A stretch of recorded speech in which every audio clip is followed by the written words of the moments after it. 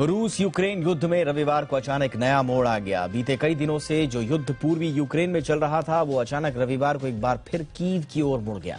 रविवार को रूसी सेना ने कीव और उसके आसपास के इलाकों में रॉकेट दागे और कई इमारतों को नुकसान पहुंचाया।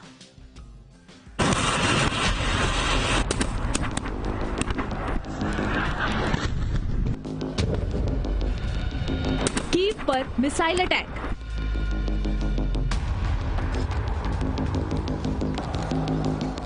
खार्किव, खार्सन और निकोलेव पर भी बमबारी।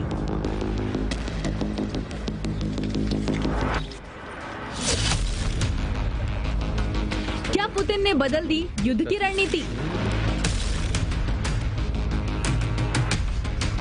बीते एक महीने से भी ज्यादा समय से रूस यूक्रेन के पूर्वी हिस्से पर लगातार हमले कर रहा है और सभी को लग रहा है कि रूस का ध्यान केवल डोनबास पर कब्जा करने पर है। लेकिन रविवार को पुतिन ने अपनी नई चाल से सभी को चौंका दिया, खासकर यूक्रेन और पश्चिमी देशों को, क्योंकि एक महीने से भी ज्यादा समय से रूस का ध्यान कीव पर नहीं गया था। लेकिन रविवार को अचानक कीव पर रूस ने रॉकेट दागे।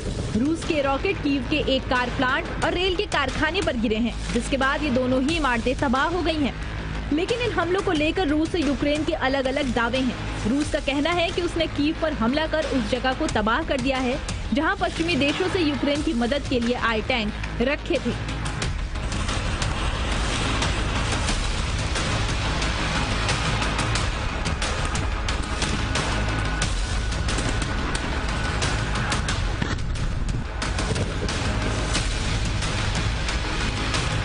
लेकिन कीव हमले को लेकर यूक्रेन का दावा कुछ और ही है। यूक्रेन का कहना है कि शायद रूस की मिसाइलों का निशाना उसके न्यूक्लियर पावर प्लांट थे।